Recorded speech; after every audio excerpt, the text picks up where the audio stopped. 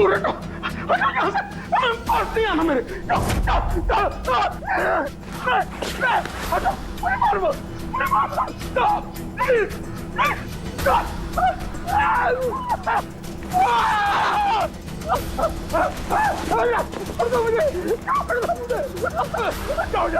मेरे पास मत आना, मुझे मत मारो, छोड़ दो प्लीज, मुझे मत मुझे मत मारो, मुझे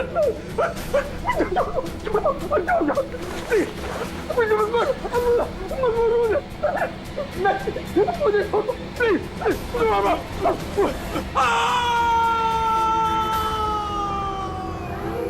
मुझे, मारो मत मुझे।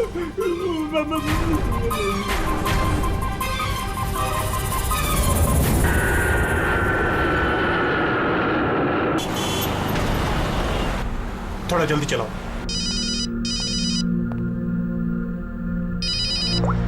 हेलो, इसवी प्रद्युमन है सर, एक खून हुआ है।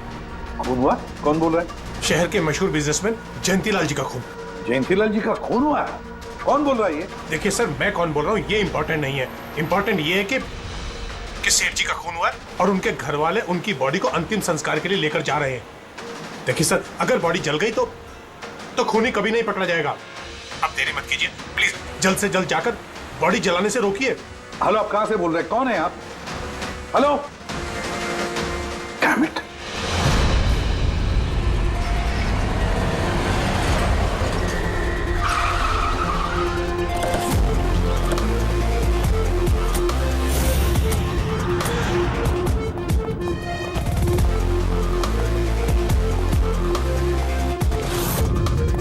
अरे कौन है आप लोग? ऐसे कैसे घर में अंदर आ रहे हैं? हम लोग सीआईडी से हैं। घर के सारे लोग कहाँ हैं? सर वो लोग तो साहब की बॉडी लेकर शमशान घाट गए हैं। शमशान घाट गए?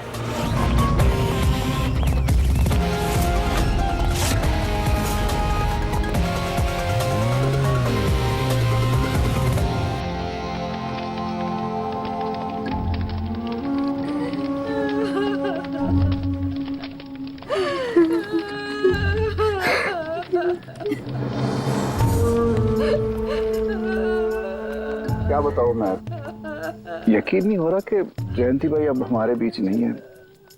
15 साल पुरानी दोस्ती थी मेरी। वो तो मेरे बड़े भाई जैसे थे। पता नहीं ये सब कैसे अचानक से हो गया।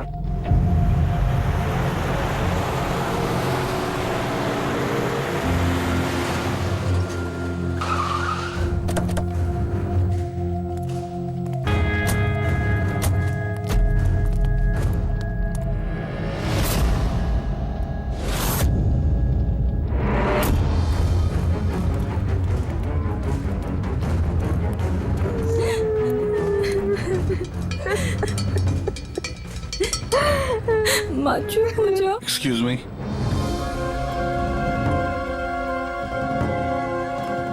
देखिए हम लोग सीआईडी से हैं। हाँ? जयंतीलाल जी के परिवार वालों से मिलना चाहते हैं। मैं जयंतीलाल जी की पत्नी दीपा। दीपा जी, हमें पता है ये सही समय नहीं है पूछताछ करने की, मगर क्या करें?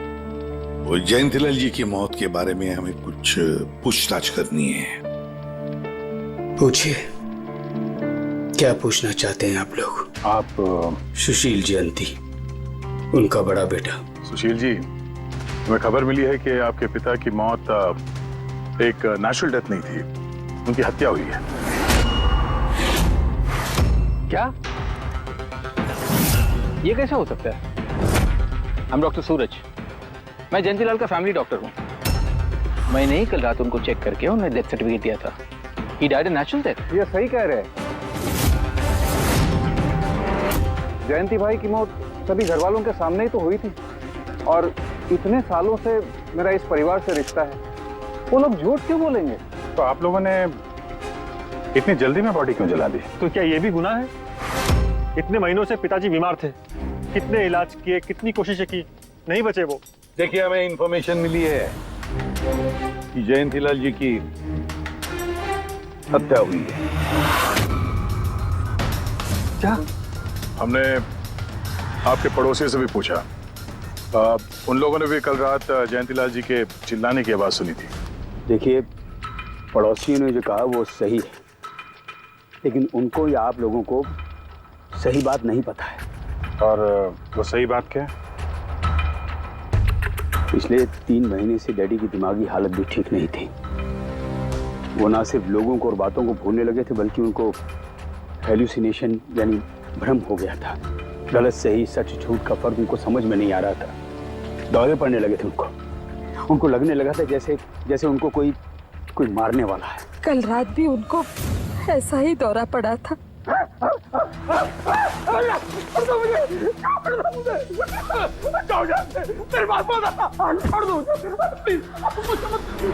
शांत, कूल। इंजेक्शन गई। फास्ट, कम, फास्ट। डैडी, शांत, रिलैक्स। कुछ नहीं होगा।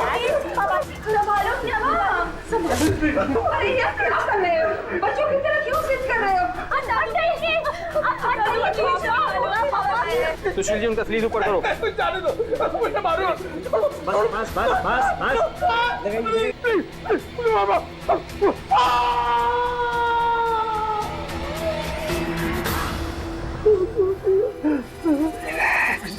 और इस बार अटैक इतना बड़ा था कि मुझे उन्हें बेहोशी का इंजेक्शन देना पड़ा, और 2 घंटे बाद उनकी मौत हो गई।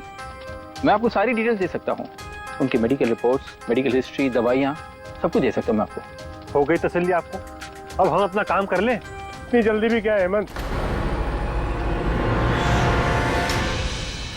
जरा सच तो सामने आ जाए।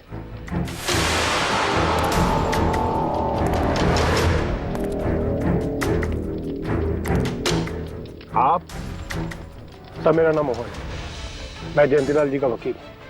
मैंने आपको फोन किया था सर। मोहन जी, आपको ऐसा क्यों लगता है कि जयंतीलाल जी की हत्या हुई है? मेरे शक की वजह है उनकी वसीयत। लेकिन ऐसा क्या है इस वसीयत में? सब कुछ, कि उनकी जायदाद में से किसको कितना हिस्सा मिलेगा। उससे क्या फर्क पड़ता है? हम सब एक फैमिली हैं, किसी को छोटा किसी को बड़ा शेयर मिलेगा, यही ना? दैट्स ओके, कोई फर्क नहीं पड़ता है। अगर जयंतीलाल जी की मौत नेचुरल ना होकर मर्डर साबित हुई तो आप में से किसी को भी उनकी जायदाद का कोई हिस्सा नहीं मिलेगा। Nothing at all. ऐसे कैसे हो सकता है? मुझे बराबर याद है कि 1 साल पहले उन्होंने मेरी सलाह लेकर ही ये वसीयत बनाई थी, और उसमें तो ऐसा कुछ भी नहीं लिखा था। दीपा जी, 3 महीना पहले उन्होंने नई वसीयत बनवाई थी। ये क्या बोल रहे हैं आप? ये कैसे हो सकता है? ये सब कुछ बकवास है। अरे पिताजी आपको कब मिले? आप तो 3 महीने से हमारे घर पे आए नहीं, और पिताजी भी 3 महीने से घर के बाहर निकले ही नहीं। तो फिर? हेमंत, वो खुद मेरे ऑफिस में आए थे 3 महीना पहले। दीपा जी, 3 महीना पहले उन्होंने नई वसीयत बनवाई थी। ये क्या बोल रहे हैं आप? ये कैसे हो सकता है? ये सब कुछ बकवास है। अरे पिताजी आपको कब मिले? आप तो 3 महीने से हमारे घर पे आए नहीं, और पिताजी भी 3 महीने से घर के बाहर निकले ही नहीं। तो फिर? हेमंत, वो खुद मेरे ऑफिस में आए थे 3 महीना पहले। मैं अब जिंदा नहीं रहूंगा। आप क्या कह रहे हैं सर? कोई मेरी जान लेना चाहता है, मुझे मार डालेगा। सर, कैसी बात कर रहे हैं आप? कौन है जो आपको मारना चाहता है? कोई अपना, मेरे परिवार के सदस्यों में कोई है। मुझे पूरा यकीन है कि मैं अब चंद दिनों का मेहमान हूं। सर, कौन है वो? कहा ना, कोई अपना। क्या सोच रहे हो? पुलिस के पास जाऊं? यही कहना चाहते हो? सर, मैं पुलिस को खबर करूं? नहीं, पुलिस वाले भी अब मुझे पागल समझेंगे। तुम मेरा एक काम करो मोहन, मेरा वसीयतनामा बदल डालो। अगर मेरी मौत हो जाती है और मौत के बाद ये साबित होता है कि उसका कारण मेरा परिवार है, तो मेरा बिजनेस, मेरा पैसा, मेरा कुछ भी परिवार के किसी भी सदस्य के नाम नहीं होगा। सर अगर परिवार के सदस्य को नहीं मिलेगा तो किसको मिलेगा?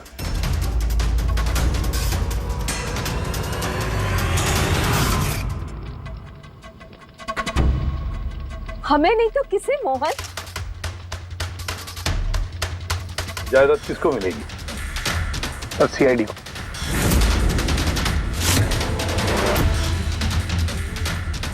क्या बकवास कर रहे हैं आप? जी सर, अगर जयंतीलाल जी की मौत हत्या साबित होती है तो उनकी सारी जायदाद जो कि लगभग 5,000 करोड़ है वो सीआईडी को और पुलिस वेलफेयर डिपार्टमेंट को मिलेगी। ये क्या मजाक कर रहे हैं आप? ऐसा कैसे हो सकता है? हो सकता है अगर उनकी मौत हत्या साबित हुई तो। लेकिन उनकी तो हत्या हुई नहीं, हम वहीं तो थे। जो कुछ भी हुआ हमारे सामने हुआ है। उनकी हत्या हुई है या नहीं वो हम पता लगा लेंगे। अरे आप कैसे पता लगाएंगे? बॉडी तो है ही नहीं। बॉडी जल चुकी तो क्या हुआ, राख तो है। जब तक ये केस सुलझती नहीं तब तक जयंतीलाल जी की राख हमारी कस्टडी में रहेगी। अरे लेकिन सॉरी मैम।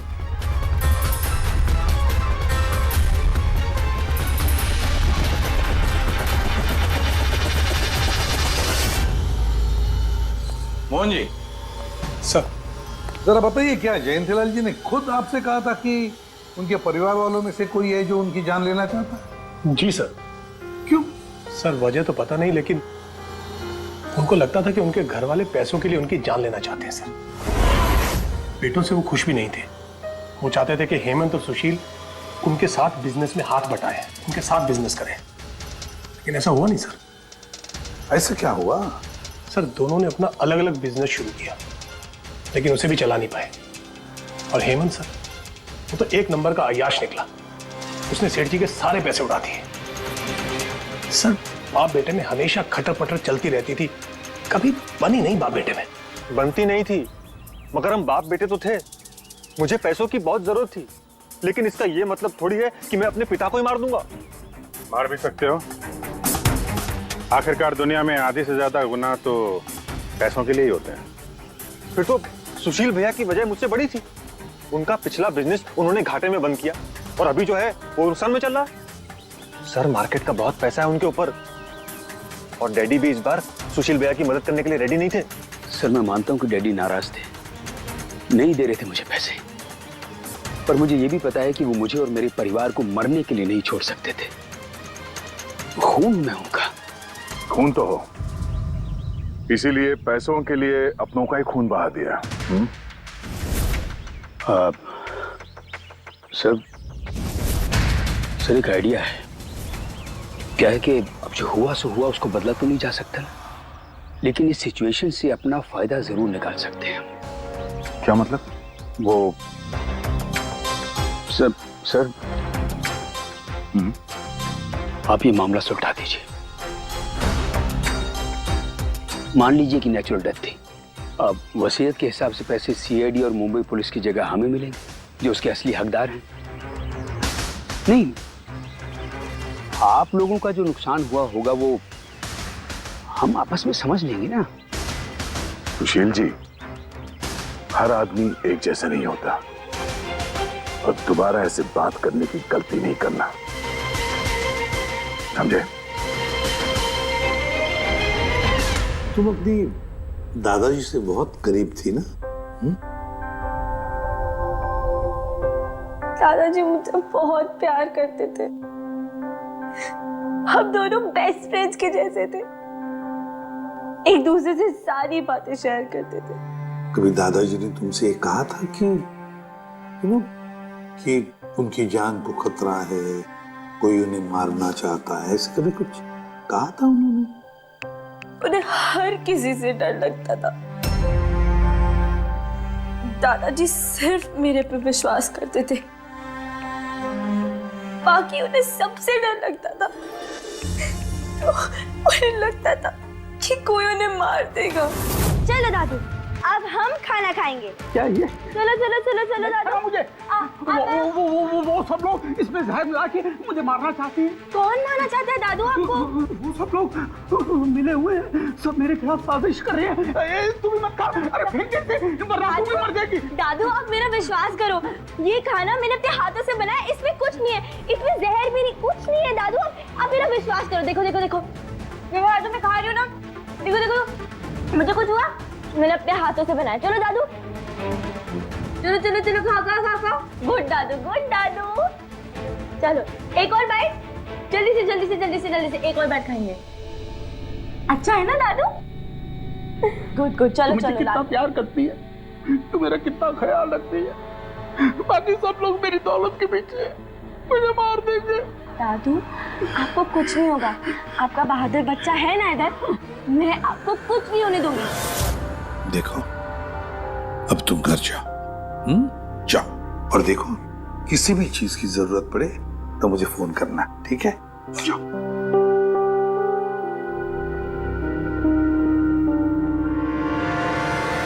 हाँ सारुके, बता क्या निकला राख में से?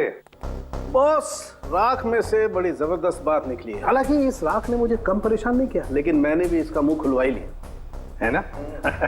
तो फिर बता दे यार। बताता तारिका। हाँ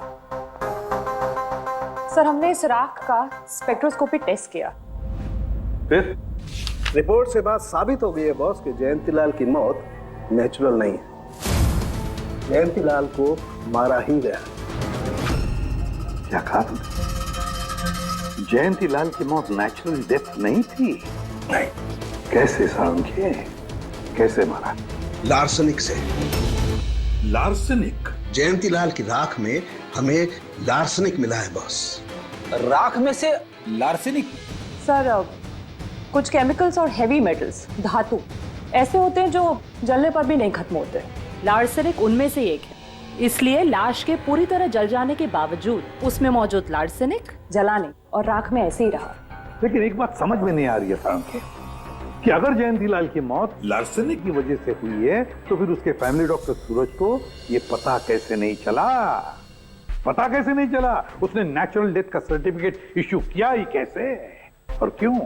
बॉस, अगर लार्सनिक जैसा जहरीला केमिकल इंसान के शरीर में एक साथ बहुत ज्यादा मात्रा में पहुंचा दिया जाए तो इंसान की तुरंत मौत हो जाती है, लेकिन अगर यही जहर धीरे धीरे थोड़ी थोड़ी मात्रा में उसके शरीर में पहुंचाया जाए तो उसकी मौत एक साथ एकदम नहीं होती है।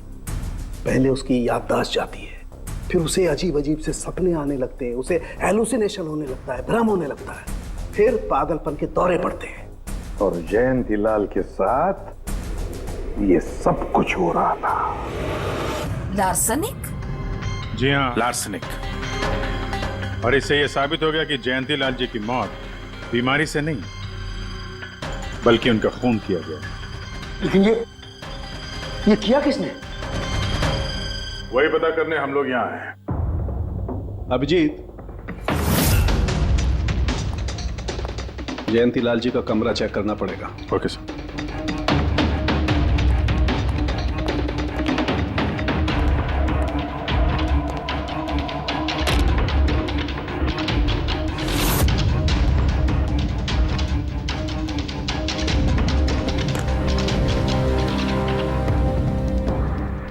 हम पे शक कर रहे हैं?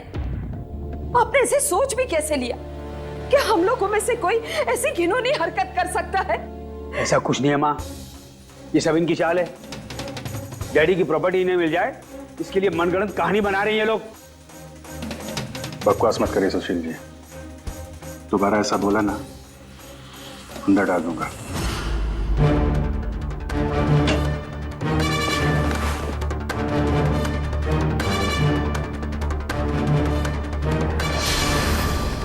आप धमकाकर हमें चुप करा सकते हैं लेकिन कुछ साबित नहीं कर सकते। एग्जैक्टली आप लोग ये सब कुछ इन 5,000 करोड़ के लालच में कर रहे हैं ना? बोल चुके आप लोग, अब बस सीआईडी को अपना काम करने दीजिए। क्या मजाक नहीं चल रहा है? एक आदमी का खून हुआ है, खून। आप सबकी भलाई इसी में है कि हमारे साथ कोऑपरेट करें। अच्छा, अब सीआईडी धमकाने भी लगी है। ये धमकी नहीं है, ये आशी आशीष आशी बेटा, आशी क्या हो गया? आशी बेटा, आशी बेटा उठो। आशी आंखें खोलो, क्या हो गया तुम्हें?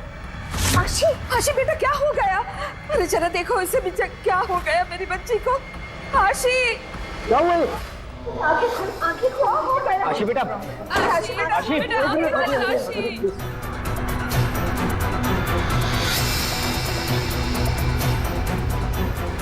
क्या हो गया इसे? आशी इसे हॉस्पिटल ले जाना पड़ेगा फौरन। हाँ पंकज। क्या? माय गॉड, ये अच्छा ठीक है। क्या हुआ? ये डॉक्टर सूरज ने आशी के कुछ टेस्ट किए थे, पता चला कि उसके खून में भी लार्सेनिक है। लेकिन सर, लार्सेनिक आशी के खून में पहुंचा कैसे होगा? सर ऐसी कोई कॉमन चीज जो जयंती लाल जी और आशी दोनों के कांटेक्ट में आई हो? खाना। अब आशी ने बताया था ना कि कुछ दिनों से जयंती लाल जी का खाना वो खुद टेस्ट कर रही थी। नहीं बस खाना नहीं, ये कुछ और है। ये सालों के साहब, ये आपको कैसे पता चला? बताता हूं, बस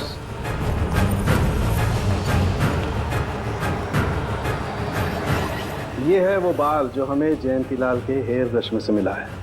अब लार्सेनिक तो अधिकतर नाखूनों में और बालों में ही जमा होता है, तो जब हमने इस बाल के छोटे छोटे टुकड़े करके एनालिसिस किया तो रिजल्ट आया ये।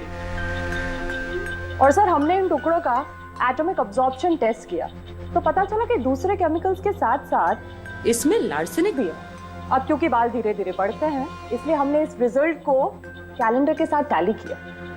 बॉस, तब हमें पता चला कि जयंतीलाल को ये लार्सेनिक 8 से 10 दिन के गैप में दिया जा रहा है। और 8-10 दिन के गैप में? इसका मतलब जो भी है, जयंतीलाल को हर 8-10 दिन के इंटरवल पर लार्सेनिक दे रहा था, धीरे धीरे मार रहा था। और इसकी शुरुआत हुई बॉस 3 महीने पहले। 3 महीने पहले? सर हाँ, फिर तो खूनी जयंतीलाल जी के घर वालों में से कोई नहीं होगा। परिवार वाले 8-10 दिन तक इंतजार क्यों करेंगे? एक ही बार में मार देंगे।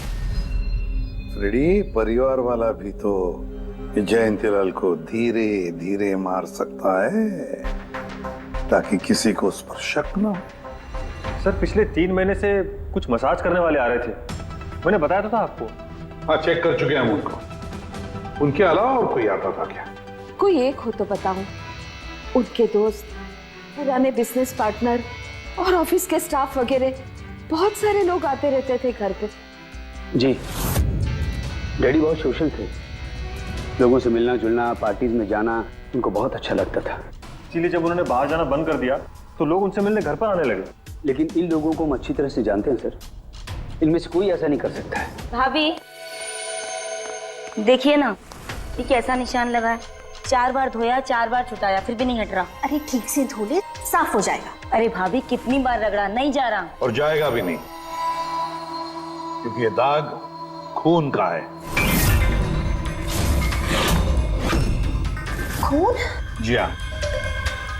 सुनिए, आपके कुर्ते पे ये खून का दाग कहाँ से आया? आपको कहीं चोट लगी है क्या? क्या हुआ आपको? मुझे नहीं पता।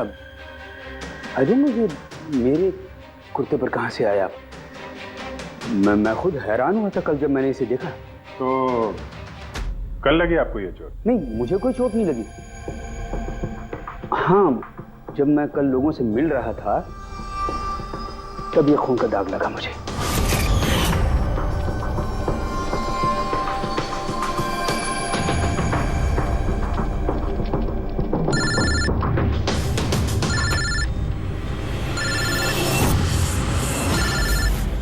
बिना चोट खून के धब्बे, अजीब बात है। वही तो। और कुछ हुआ था कल? कोई खास बात? नहीं सर, और कोई खास बात नहीं। साहब एक बात अजीब हुई थी। क्या? कल सुबह मुझे गार्डन में कांच के कुछ टूटे हुए टुकड़े मिले थे। कांच के टूटे हुए टुकड़े? तो फिर? साहब उन टुकड़ों में खून लगा हुआ था। क्या? कांच के टुकड़ों में खून लगा हुआ था? जी। कहाँ पर है वो? वो तो मैंने कचरे के डिब्बे में डाल दी। इस कुत्ते पे खून, कांच के टुकड़े पे खून। कहाँ देखे थे वो कांच के टुकड़े तुमने? ये देखिए, यहाँ पर मिले थे मुझे कांच के टुकड़े। यहाँ पर? जी।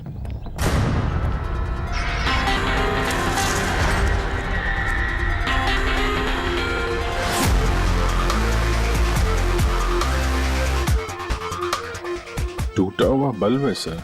बल्ब का टुकड़ा मिला क्या उसको? काम करो अभिजीत, इस घर में जितनी भी लाइटें हैं, लैंप्स हैं, सब चेक करो, देखो कोई बल्ब गायब है क्या।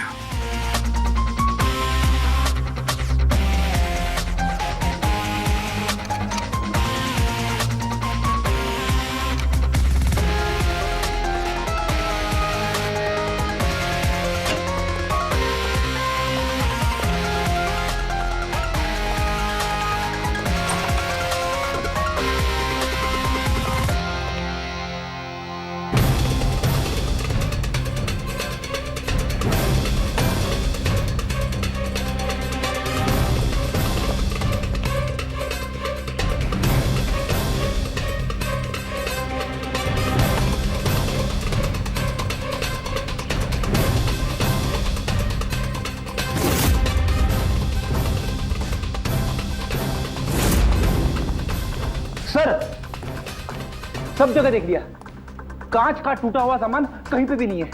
सर कुछ नहीं है।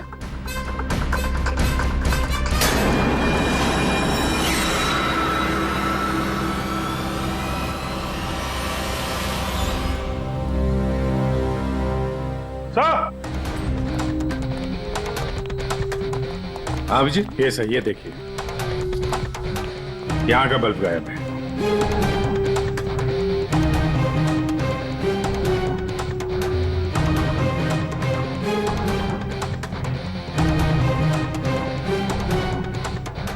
बड़ी अजीब बात है, ये लैम्प तो बिल्कुल ठीक था। मैं और दादू इस लैम्प के नीचे काम भी किया करते थे, और जिस तरह दादू की मौत हुई तब भी ये लैम्प ठीक था, इसमें बल्ब था और ऑन था।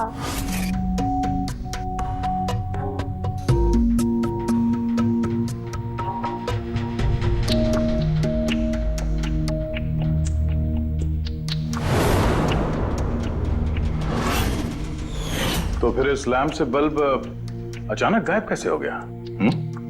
क्यों कविता? नहीं साहब, मुझे कुछ नहीं मालूम ये बल्ब कैसे गायब हुआ, किसने निकाला, मैं कुछ नहीं जानती। लेकिन सर ये बल्ब कोई गायब करेगा क्यों? सर इस बल्ब का और इस लैम्प का कुछ ना कुछ तो लेना देना है इस केस में।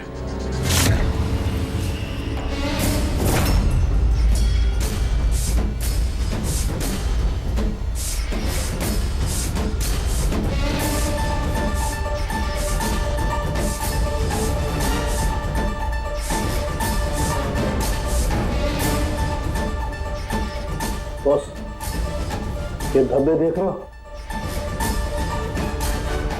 ये धब्बे लार्सनिक के हैं। लेकिन ये लार्सनिक के धब्बे पूरे लैंप पर कैसे है? बॉस, हुआ ये होगा, खूनी जयंतीलाल जी के घर पे आता होगा हर 8 या 10 दिन में।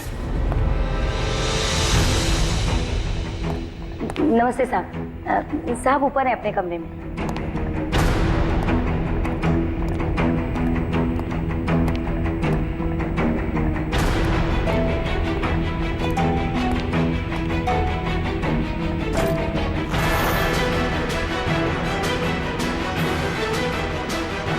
और चुपके से जयंतीलाल के टेबल लैंप पे लार्सनिक छिड़कता होगा।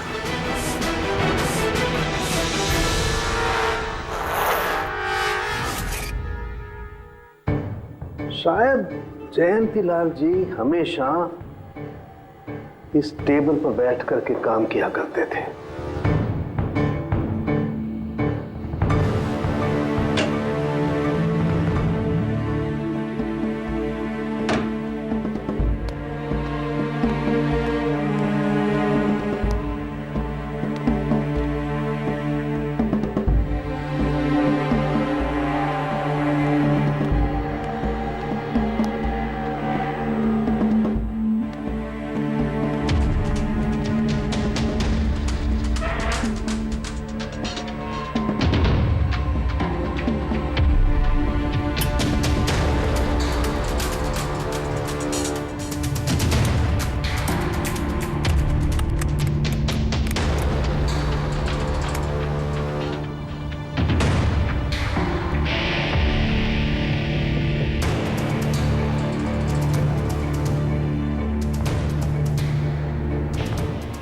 और जैसे ही ये बल्ब गर्म होता था, लार्सनिक धीरे धीरे फैलकर जयंतीलाल जी की सांसों में घुल जाता था।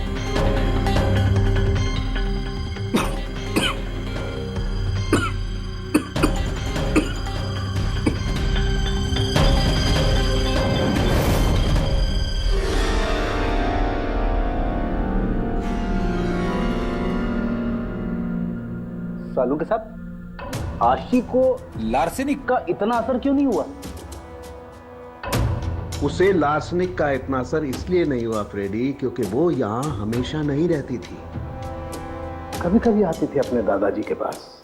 यार ये जो भी कोई है, इस जयंतीलाल के और घर वालों के करीब का ही कोई है, इसलिए वो जयंतीलाल के मौत के वक्त यहां मौजूद था, और मौत होने के बाद में सबूत मिटाने के लिए उसने उस लैंप में से वो बल्ब निकालकर अपने जेब में रख दिया होगा, और फिर सभी घर वालों से मिलते वक्त सुशील जी को भी अपने गले लगा लिया। जैसे सुशील को उसने गले लगा लिया, उसके जेब में जो उसने बल्ब छुपा के रखा होगा वो फूट गया, जिसकी वजह से उसके कमर में जख्म भी हुई, और उस जख्म से जो लहू निकला, जो खून निकला, वो सुशील के कपड़ों पर आया। मतलब सर, खूनी घर वालों में से कोई होगा? नहीं फ्रेडी, घर वाला तो नहीं लगता, और घर वाला होता तो बस जेब में रख के थोड़ी ना घूमता। ये तो कोई ऐसा आदमी है जिसके पास वही एक मौका था सबूत मिटाने का, वो चंद मिनट। घर वाला तो कभी भी निकाल लेता। सर उस दिन तो कितने लोग आए थे यहाँ, खूनी का पता कैसे चलेगा? सर उस दिन मीडिया के लोग भी आए थे, कौन आया कौन गया ये सब रिकॉर्ड तो किया ही होगा उन लोगों ने। तो चलो देख लेते हैं किस किस ने सुशील जी को गले लगाया था।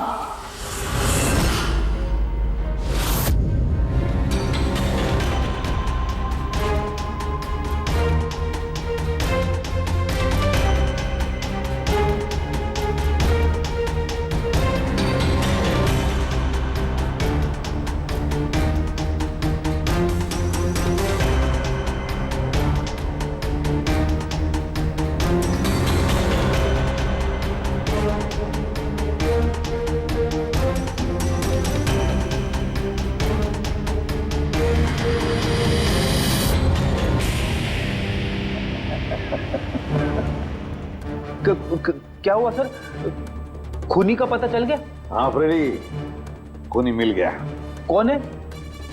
फ्रेडी, इस आदमी की पूरी कुंडली निकालो, पता लगाओ पिछले 3 महीनों में ये कहां कहां गया था, किस किस से मिला था, क्या क्या किया है इसने, सब कुछ।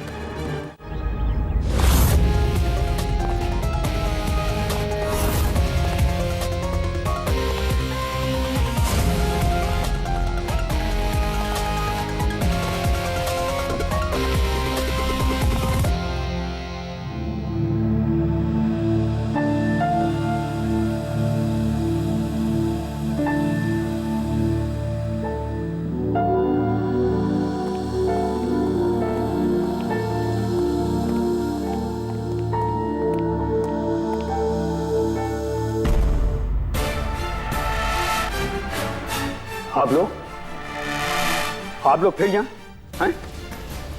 खूनी का तो पता चला नहीं होगा, कुछ छानबीन रहेगी होगी। नहीं नहीं सुशील जी, कोई छानबीन नहीं बची है, खूनी का पता चल गया है, और खूनी अभी इसी वक्त यहां हम सब के बीच मौजूद है। क्या? कौन है वो?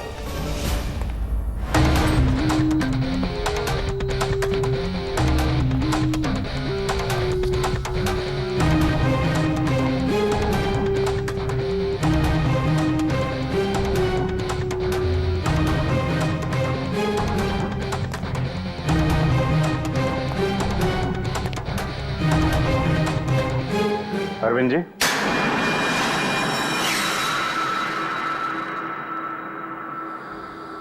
जरा उठेंगे आप? मैंने क्या किया? अरविंद जी, आपने क्या किया इसका तो पता हमने लगा ही लिया है। बस अब आपके कारनामे हम आप ही के मुंह से सुनना चाहते हैं। क्या बकवास है ये? आप मुझ पर इल्जाम लगा रहे हैं।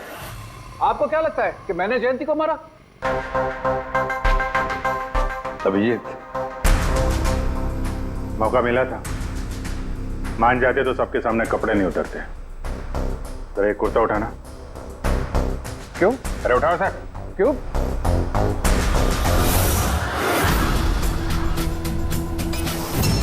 क्या है ये? निशान कैसा है? हाँ? कौन सी भाषा बोल रहे हो तुम? हिंदी में बोलो, हिंदी में। मातृभाषा है हमारी। भूल गए क्या? याद दिलाओ। हाँ? नहीं सर,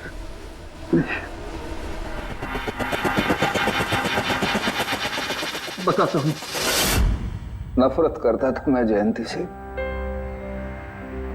5 साल पहले हमने एक बिजनेस शुरू किया था। आज ये इतना बड़ा 5,000 करोड़ का एम्पायर है ना, वो मेरे मेहनत की कमाई थी। मैंने अपनी जिंदगी की सारी जमा पूंजी इस बिजनेस पे लगाई थी, पर जयंती की नीयत में खोट थी। उसने मुझे धोखा दिया, मुझे मेरी ही कंपनी से निकाल दिया।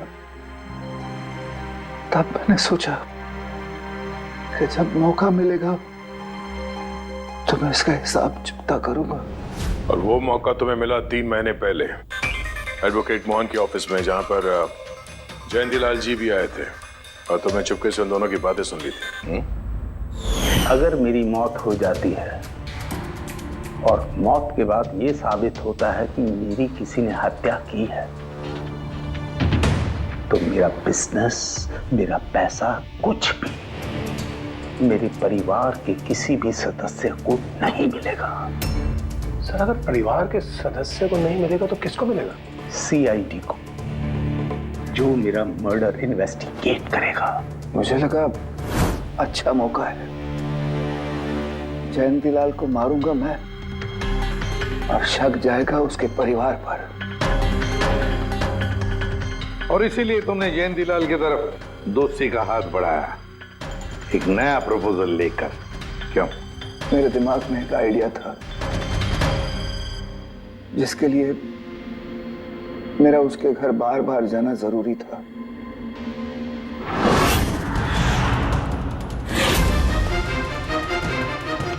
साहब ऊपर है अपने कमरे में।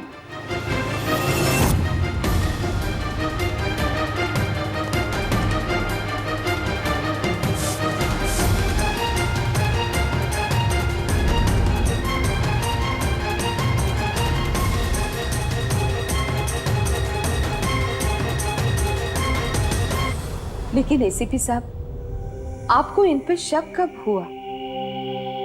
दीपा जी, जयंतीलाल जी की अंत्येष्टि के दिन जो मीडिया कवरेज हुआ था, जो मीडिया वालों ने वीडियो फुटेज लिया था, उसकी मदद से जयंतीलाल जी के अंत्येष्टि के दिन घर के बाहर जो इन्होंने कुर्ता पहना था, शमशान भूमि पर वो कुर्ता बदल दिया गया था, क्योंकि उस पर खून जो लगा हुआ था।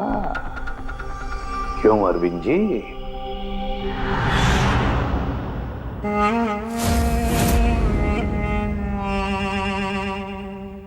अरविंद जी, बदले की आग में तुमने जयंतीलाल का खून कर दिया। क्या मिला तुम्हें? कैसा सुख मिला? गलत किया तुमने, गलत किया। Ready?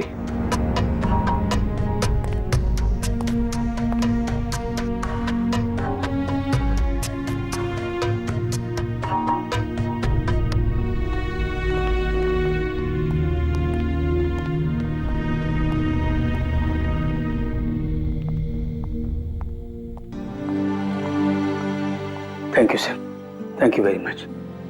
And we are sorry, हम लोगों ने आपको काफी बुरा भला कहा। दरअसल हमें लगा कि पैसों के चक्कर में आप हम परिवार वालों को इस केस में कल्प्रिट बनाने की कोशिश कर रहे हैं। नहीं, कोई बात नहीं। एसीपी साहब, मैं मेरे पति की अंतिम इच्छा पूरी करना चाहती हूँ। सीआईडी और पुलिस वेलफेयर फंड में मैं डेफिनेटली डोनेट करूंगी। Thank you very much, thank you.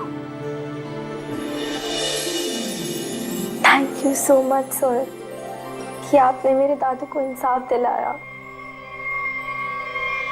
God bless you. For more updates, subscribe to our channel, click the show links and enjoy watching the videos.